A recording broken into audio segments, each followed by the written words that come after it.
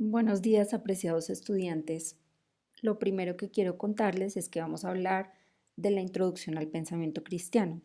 Esta es una materia muy interesante y me gustaría que la puedan aprovechar al máximo. Lo primero que quiero decirles es que hay una diferencia entre la introducción al pensamiento cristiano y la introducción a la historia del cristianismo. Son dos cosas diferentes. El pensamiento y la historia igual son muy amplios, pero pues lo que vamos a tratar acá es una leve introducción porque el pensamiento de tantos años es muy difícil poderlos como contener en 16 horas de clases que vamos a tener en este módulo. La teología es una disciplina que a causa de su objeto de estudio, o sea, Dios, ostenta una singular condición que debe ser evaluada con criterios especialmente adaptados a ella. En la teología cristiana, la principal fuente de conocimiento es la revelación, pero también es cierto que esta fuente primaria no excluye otros caminos que permiten verificar la veracidad de los datos obtenidos a través de ella. Por eso, en esta primera slide vamos a mirar los caminos de la teología. La teología parte de la convicción de que Dios se revela al hombre. Lo hace de tres maneras: objetivamente, sistemáticamente y vitalmente. Objetivamente lo hace a través de su naturaleza, con la palabra creada. Sistemáticamente a través de la Biblia, que es la palabra escrita. Y vitalmente a través de Jesucristo, que es la palabra hecha hombre. Entonces podemos dividirlo en dos. La revelación general tenemos su parte objetiva, en la revelación especial la parte sistemática y la parte vital con Jesucristo. Entonces, objetivamente vemos que está la naturaleza que Dios ha creado con su palabra. Sistemáticamente con la Biblia, que es la palabra escrita, y vitalmente con Jesucristo. La revelación especial es la que nos brinda la salvación, es la más importante de las dos. Esta revelación es de carácter sobrenatural. En este proceso, la revelación especial de Dios concede un margen suficiente de libertad al hombre para indagar en los caminos de la revelación general, y esto posibilita el avance de la ciencia y la filosofía. Y estas verdades que se encuentren, pues lo que realmente harán es que van a confirmar y van a ampliar los datos que ya se encuentran en la Biblia. En cuanto a la revelación general, podemos decir que es una revelación que es común a todos los hombres. Con esta revelación se puede obtener un limitado pero útil conocimiento de Dios. Sin embargo, no es útil en sí misma para relacionarse con Él, pero puede motivar a cualquier hombre a buscar la revelación especial. Mucha de la información de esta revelación se capta de manera inmediata sin necesidad de ningún proceso reflexivo. Esta revelación debe subordinarse a la revelación especial. Vemos que los argumentos que la teología ha formulado a lo largo de la historia están dentro de esta revelación. Los argumentos son el teleológico, el antropológico o moral, el cosmológico y el ontológico. Ahora vamos a ver las formas que adquiere la revelación general. La primera de ellas, en el universo y la naturaleza. A pesar de ser una revelación silenciosa, es lo suficientemente elocuente y universal para que todos, sin excepción, puedan apreciarla con suficiente claridad. El universo nos muestra muchas cosas de Dios y por eso los inconversos no tienen excusa, porque cuando se levantan en las mañanas ven las montañas, por las noches ven las estrellas y esto habla suficiente sobre la existencia de Dios. Y ahora seguimos con la razón. C.S. Lewis explica que la razón y la fe van por un lado y se contraponen a ellas dos las emociones y los sentimientos. Explica que cuando nosotros estamos, por ejemplo, en una cirugía, nosotros confiamos y tenemos fe que la anestesia nos va a funcionar.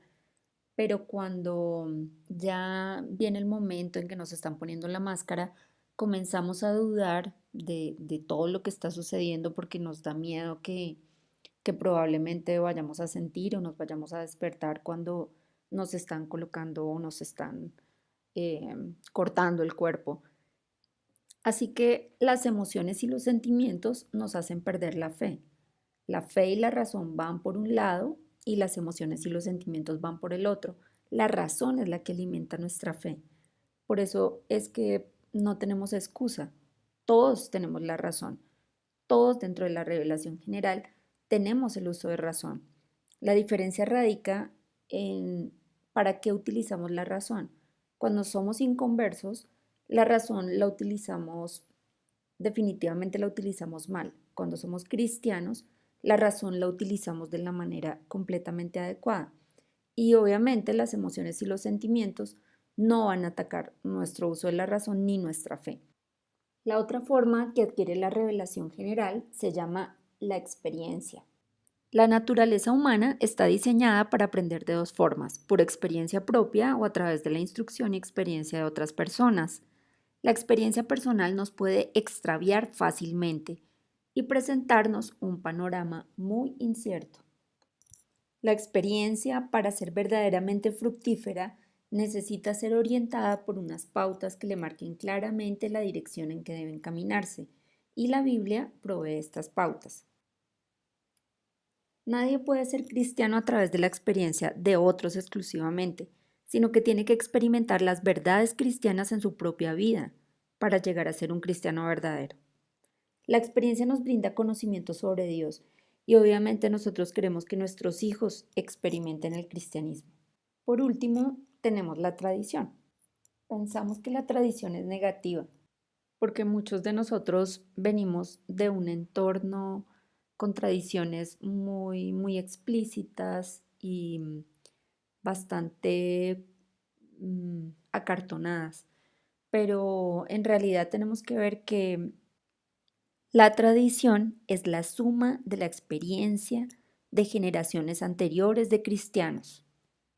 Es importante aclarar que el Señor Jesús invalidó la tradición, pero no porque la tradición fuera mala en sí misma, sino porque los judíos de su época ponían la tradición por encima del mandamiento.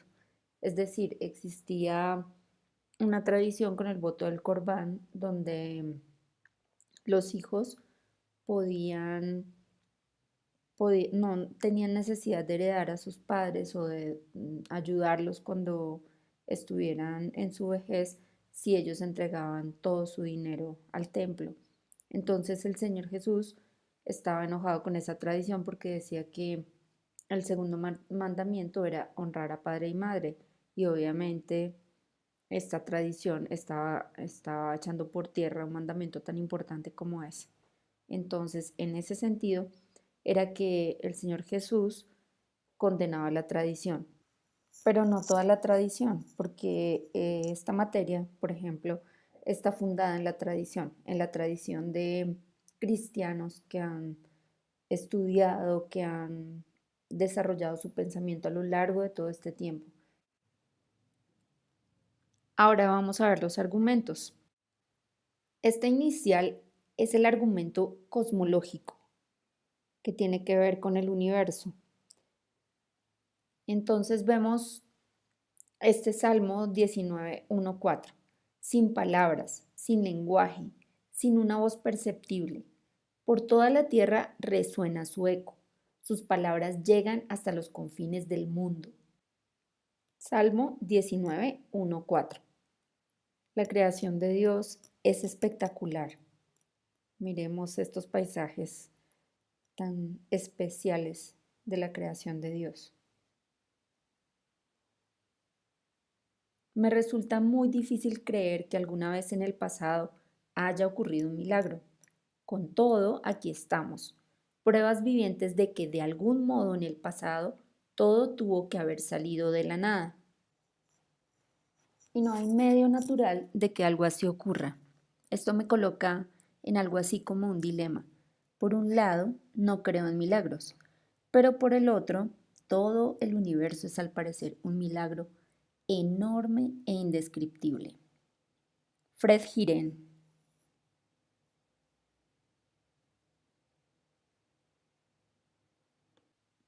Immanuel Kant también dijo lo siguiente acerca del universo. Dos cosas llenan el ánimo de admiración y respeto, siempre crecientes: el cielo estrellado sobre mí y la ley moral dentro de mí. El universo. Alcen los ojos y miren a los cielos. ¿Quién ha creado todo esto? ¿Acaso no lo sabes? ¿Acaso no te has enterado? Isaías 40, 26, 28. Porque desde la creación del mundo, las cualidades invisibles de Dios, es decir, su eterno poder y su naturaleza divina, se perciben claramente a través de lo que Él creó, de modo que nadie tiene excusa. Esto está en Romanos 1:20. Bueno, ahora vamos a hablar de la conciencia moral. La conciencia moral pertenece al argumento antropológico o moral, como su mismo nombre lo dice. Es la conciencia del bien y del mal. Todos sabemos que tenemos en nuestro cerebro lo correcto y lo incorrecto. Y aquí dice claramente: de hecho, cuando los gentiles que no tienen la ley cumplen por naturaleza lo que la ley exige, ellos son ley para sí mismos, aunque no tengan la ley. Está demostrado que solo el hombre tiene la conciencia moral. Los animales no la tienen, ningún ser inanimado la tiene, solo nosotros poseemos la conciencia de lo correcto y lo incorrecto, que Dios nos la dio desde el momento de la creación. Cuando creó a Adán y Eva, les dio la oportunidad de hacer lo correcto o de hacer lo incorrecto. Y eso solamente lo tenemos nosotros, los seres humanos. Eso es precisamente uno de los argumentos sobre la existencia de Dios. Hay muchos intelectuales que no creen en Dios, pero creen en la moral. Esa es su religión. Vemos que en la actualidad han desligado a Dios de los derechos humanos. Estos se convirtieron en una religión en sí misma. Y vemos que en Romanos 2, 14, 15 dice: los paganos tienen sentido del bien y del mal, que es el argumento antropológico moral. El hecho que Dios existe es lo que hace posible la moral. Ahora vamos a leer Romanos 2, 14, 15 con mayor detenimiento. Dice: estos, o sea, los paganos o los inconversos, muestran que llevan escrito en el corazón lo que la ley exige. Esto quiere decir que, que ellos también tienen a Dios en sus corazones, pero simplemente no quieren relacionarse con Él, como lo atestigua su conciencia, porque ellos también tienen conciencia. Pues sus propios pensamientos algunas veces los acusan y otras veces los excusan. Ahora vamos a ver el argumento teleológico, que en nuestras diapositivas aparece como la finalidad evidente. Tenemos un universo ordenado y este argumento viene desde la época de Aristóteles. Él no podía creer que las cosas tan perfectas de la biología humana y la biología animal existieran o que provinieran del azar. Pensaba que todo tenía un propósito o finalidad que venía de un ser completamente inteligente, de un diseñador que todo lo tenía para un fin específico. Definitivamente vivimos en un universo ordenado. En el macrocosmos las cosas se mueven igual que en el microcosmos. No es un orden casual, es un orden causal que tiene una causa. Ese orden revela una completa finalidad. El mismo periodista Fred Hiren nos dice que muchos científicos han reconocido lo que parece como una preparación a propósito, un plan perfecto en todas las leyes de la naturaleza, que existen especialmente para nuestro beneficio. Para iluminar la tierra, el astro mayor para gobernar el día y el menor para gobernar la noche. Eso está en Génesis 1, 14, 18. Formó la tierra para ser habitada. Isaías 45, 18. Entonces, después de todo este camino que llevamos de nuestra primera clase, podemos establecer enfrente de los ateos que definitivamente nosotros no podemos establecer una prueba como tal. Es decir, no podemos meter a Dios dentro de un tubo de ensayo y presentárselos a ellos como tanto lo desean. Pero lo que sí podemos hacer nosotros es mostrarles las evidencias que tenemos hacia la existencia de Dios. Ellos tampoco nos pueden probar que Dios no existe, nunca lo han podido probar, ni siquiera tienen evidencias. Su única evidencia es que no se ve, pero eso no es una evidencia suficiente para decir que Dios no existe. Entonces, nosotros como cristianos podemos decir, la prueba establece conclusiones. Las evidencias apuntan hacia esas conclusiones. Y con todo lo que hemos visto, nos hemos dado cuenta que definitivamente tenemos argumentos muy fuertes para la existencia de Dios. Tenemos el argumento cosmológico, que es el universo en sí mismo, el argumento antropológico o moral, que habla de nuestra conciencia moral, y tenemos el argumento de la finalidad evidente, que es el argumento teleológico, que es el último que acabamos de ver, donde podemos ver que todo el universo está diseñado para que nosotros podamos vivir en esta tierra. Nosotros tenemos un propósito. Vinimos a esta tierra para cumplir con nuestra misión de evangelizar. Por último, vamos a ver las formas de expresión teológica. Entonces, vamos a ver inicialmente por épocas. Entonces, este es el estudio que nosotros vamos a seguir dentro de la materia. Primero vamos a ver la patrística, luego la escolástica, luego la reforma protestante y por último la teología o el pensamiento contemporáneo. También podemos verlo por puntos de vista. Estos específicamente los vamos a ver dentro de la patrística. Entonces, lo vamos a tratar como Escuela Teológica de Occidente o Roma, Escuela Teológica de Asia Menor y Siria y Escuela Teológica de Alejandría. Cada una de estas escuelas tiene su enfoque específico. Entonces, por puntos de vista, esta es la forma. Luego vamos a ver por puntos de vista, pero dentro de la Reforma Protestante. Inicialmente tenemos la teología luterana, luego tenemos la teología reformada con Zwinglio y Calvino, luego la teología anabaptista con Menno Simons y por último la teología anglicana. Y bueno, hasta aquí llega nuestra primera clase. Espero que ustedes sigan atentos a las siguientes presentaciones y pues seguimos en contacto. Les agradezco mucho por estar tan atentos.